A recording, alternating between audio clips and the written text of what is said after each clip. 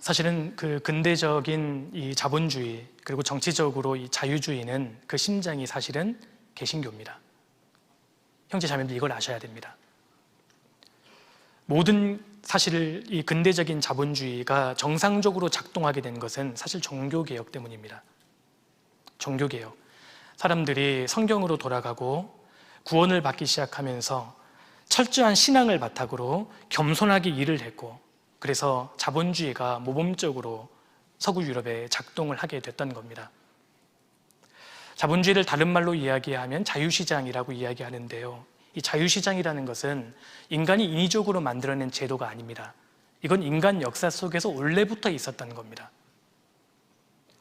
사람에게는 하나님의 형상대로 지음받은 영혼이 있기 때문에 사람은 사유재산을 누릴 수 있는 권리가 있으며 생명을 보호받을 수 있는 권리가 있는 겁니다. 사람은 사람이기 때문에 그 자체로 존귀한 존재였던 겁니다. 그래서 이 종교개혁을 통해서 근대 이 자본주의 그리고 정치적으로 자유민주주의가 사실은 모범적으로 작동을 하게 됐던 겁니다. 자본주의의 핵심은 사유재산을 인정한다는 겁니다. 사유재산을. 인간은 그야말로 존귀한 존재이기 때문에 사유재산을 소유할 수 있고 자신의 재산을 축적하고 증식할 수 있는 권한이 있다. 그리고 그 재산을 통해서 하나님의 영광을 위해 사용할 수 있는 책임이 있다. 이것이 자본주의입니다. 그런데 이 자본주의가 팽창을 하기 시작합니다.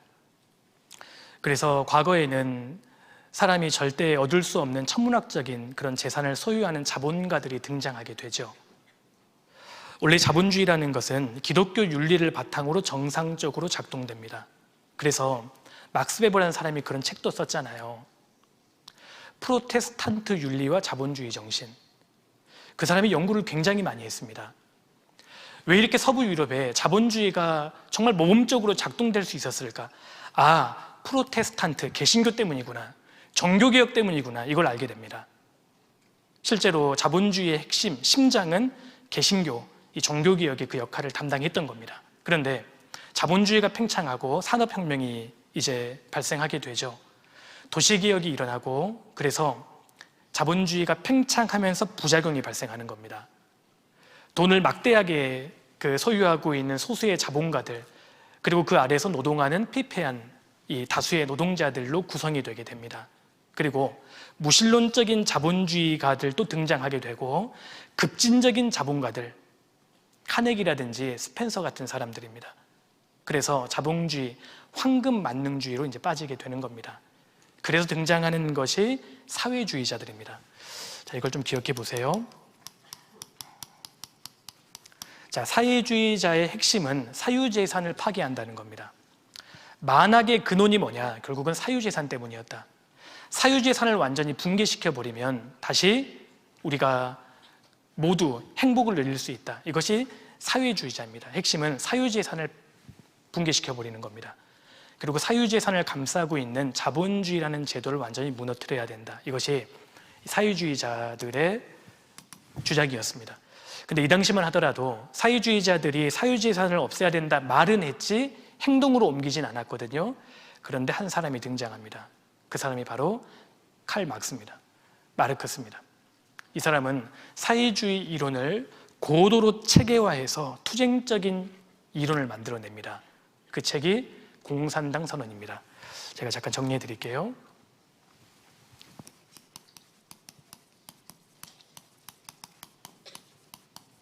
공산당 선언이라는 책자가 1848년도에 출간되죠. 저도 대학생 때 이 책을 읽었거든요. 분량이 그렇게 두껍진 않습니다. 한 100페이지 정도 되는 그 소책자 분량인데 이 작은 분량의 책자가 역사의 구도를 완전히 바꿔버립니다. 첫 번째, 공산당 선언의 기본 전제가 무엇이냐? 유물론입니다. 여러분, 마르크스는 철저한 무신론자, 유물론자였습니다. 물질이 전부다. 인간에게 가장 중요한 것은 물질이다. 사람은 빵만으로 산다. 빵이 제일 중요하다. 이렇게 주장합니다. 그래서 마르크스는 이렇게 설명합니다. 여기 우리의 토대가 되는 것이 있다. 이것은 결국은 돈이고 물질이다. 결국 빵, 경제라는 겁니다. 이것이 우리의 모든 토대가 된다. 토대 위에 상부 구조가 세워지는데, 상부 구조라는 것은 여기 정치, 예술, 문화, 법, 그리고 종교입니다. 상부 구조는 우리를 억누르고 있는 허상에 불과하며, 토대, 가장 중요한 것은 결국은 돈이다. 마르크스가 이렇게 주장합니다. 이게 유물론. 공산당 선언은 유물론으로 시작합니다. 하나님은 존재하지 않는다. 영적인 가치 이런 건 다 없다. 가장 중요한 것은 돈이고 물질, 경제, 빵이 중요한 거다. 인간은 빵만으로 살 수 있다. 인간의 정신마저도 물질에서 나온다. 이렇게 주장합니다. 우리는 유물론을 믿는 게 아니죠. 우리는 유실론을 믿습니다. 예수님 말씀하셨습니다. 기록되었을 때 사람이 떡으로만 살 것이 아니요 하나님의 입에서 나오는 모든 말씀으로 살 것이니라 하셨느니라. 예수님도 떡의 중요성을 인정하셨습니다. 그런데 사람은 떡이 전부가 아니라는 겁니다. 예수님은 육체, 물질뿐만 아니라 영혼의 중요성도 말씀하셨잖아요. 근데 마르크스는 이 돈, 물질이 결국은 토대가 된다. 가장 중요하다. 자, 하나님도 없고 영적인 가치도 없으니까요. 떡이 제일 중요하잖아요. 그러니까 사회에서 가장 중요한 문제가 뭐겠어요? 이 떡을 누가 독점하느냐, 이 빵을 만드는 기계를 누가 독점하느냐가 가장 중요한 문제로 봤던 겁니다. 그리고 부당하게 이 빵을 만드는 기계를 독점하는 자본가들이 모든 계급 구조를 형성하고 있다라고 봤던 겁니다. 이 기계를 만드는 빵을 만드는 이 기계는 원래 우리 모두의 것이었는데 이 자본가들이 부당하게 독점함으로써 우리가 지금 가난하고 피폐하게 살고 있는 것이다. 여기에서 계급투쟁론이 나옵니다. 자, 공산당 선언의 두 번째는 계급투쟁론입니다. 모든 것을 계급투쟁, 계급 억압으로 봤던 겁니다. 모든 인간의 구조를 계급 억압, 계급투쟁으로 봅니다. 원래 인간은 그냥 행복하게 가난하더라도 사과나무에 사과 따먹고 살았는데 갑자기 어떤 사람들이 장꾀를 부리면서 선을 딱 긋더니 앞으로 이 사과나무는 내 거야, 이렇게 사유재산을 주장하기 시작했다. 그래서 다수의 우리가 지금 이렇게 피폐하고 불행하게 살고 있는 것이다. 그래서 노동자들이 단결해서 이 부르주아 자본가들을 붕괴시키고 모든 사회 시스템을 전복시켜야 된다. 이것이 바로 계급투쟁론입니다. 자, 그래서 마르크스는 모든 관계를 둘 중에 하나로 봤던 겁니다. 자본가들, 부르주아라고 이야기하죠. 이 자본가들과 그리고 소수의 자본가들 아래에서 노동하고 있는 노동자들, 프롤레타리앗, 이렇게 구분합니다. 모든 인간관계가 결국은 둘 중에 하나다. 이렇게 극단적으로 해석합니다. 그리고 위에 있는 사람은 착취하는 사람, 우리를 억압하는 사람들이고 밑에 있는 사람들은 피해자들, 피억압자들이다.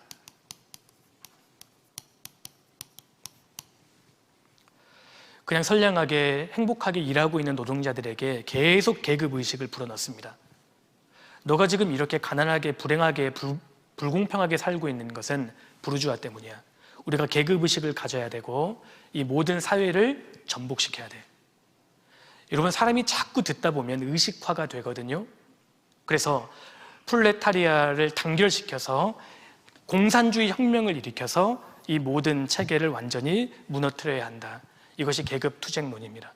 마르크스는 이것을 투쟁적으로 강하게 계속 주장합니다. 노동자들이여 단결하라.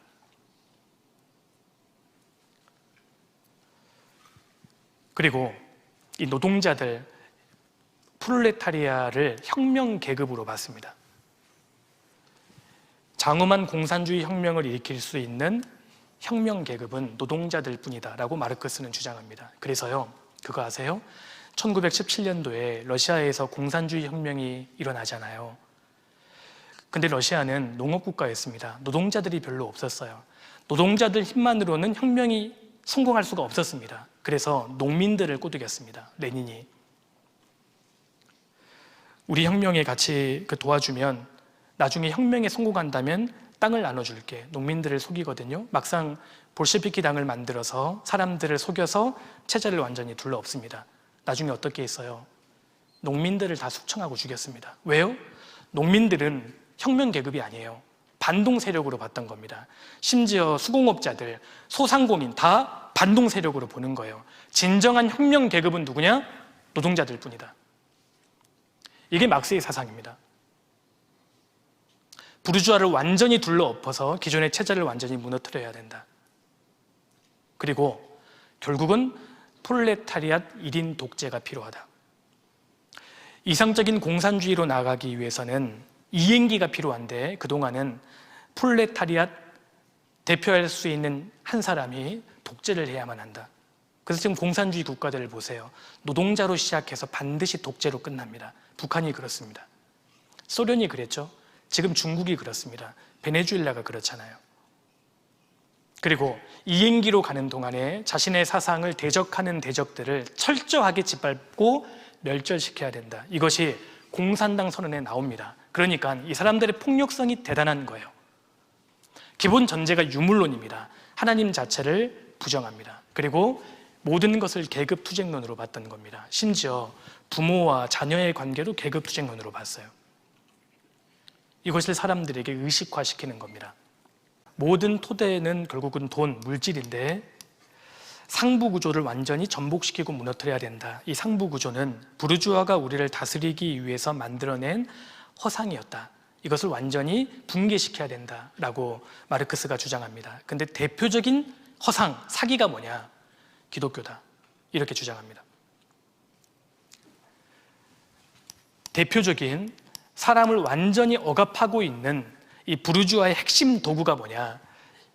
기독교다. 여러분, 마르크스가 영향을 받은 철학자가 포이어바흐라는 철학자입니다.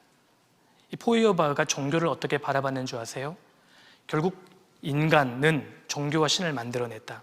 인간의 이성의 산물로 종교와 신을 만들어냈는데 인간이 어리석은 이유는 막상 종교를 만들어내고는 종교 이상을 뛰어넘지를 못한다. 그런 의미에서 종교를 마약이라고 했던 겁니다. 마르크스는 기독교를 아편으로 봤습니다. 노동자들의 눈을 가리고 있는, 모든 사람들을 억압하고 있는 유리감옥이다. 그래서 기독교를 철저하게 짓밟아야 한다. 그래서 공산주의 사회일수록 기독교를 탄압하는 겁니다. 여러분, 사람이 성경을 읽잖아요. 유물론이 무너집니다. 사람이 성경을 읽으면 진화론하고 공산주의가 무너질 수밖에 없는 겁니다. 그러니까 이 막시즘들이 정권을 잡으면 가장 먼저 하는 것이 기독교를 짓밟는 겁니다. 잔인하게 탄압을 하는 거죠. 2차 세계대전 당시에 죽은 사람이 5천만 명입니다. 근데 이 막시즘으로 죽은 사람이 1억 명이 넘습니다. 근데 1억 명 중에 대부분의 사람들이 개신교도들입니다. 유물론, 계급투쟁론, 결국 이 마르크스주의의 영향을 받아서 1917년도에 러시아에서 공산주의 혁명이 발발합니다. 자, 여기 보세요. 이 사람 레닌입니다. 레닌. 볼셰비키 혁명, 러시아 혁명을 주도했던 사람입니다. 여러분, 이분은 아주 독실한 신앙의 부모에서 자랐습니다. 교회를 굉장히 열심히 다녔습니다. 그리고 이 사람의 성품은 유순한 사람이었어요. 그런데 1892년 찰스 다윈과 막스의 책을 읽고 기독교 신앙을 철저히 버립니다. 러시아 혁명을 일으켜서 결과적으로 1,500만 명을 죽였습니다. 여러분, 칼 막스는 사람을 안 죽였습니다. 그의 책이 사람을 죽였습니다. 사상이 사람을 죽인 겁니다. 그의 방에는 원숭이 상하고 종의 기운이 놓여져 있었습니다. 레닌 다음에 나타난 사람이 있죠? 스탈린입니다. 이 사람도 신학생이었는데 다윈의 책을 읽고 신학교를 자퇴하고요.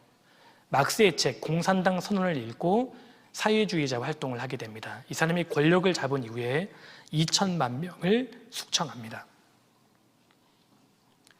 마르크스주의는 기본적으로 유물론이 깔려 있기 때문에 사람을 죽이는 것이 너무 우스운 겁니다. 이게 막시즘입니다.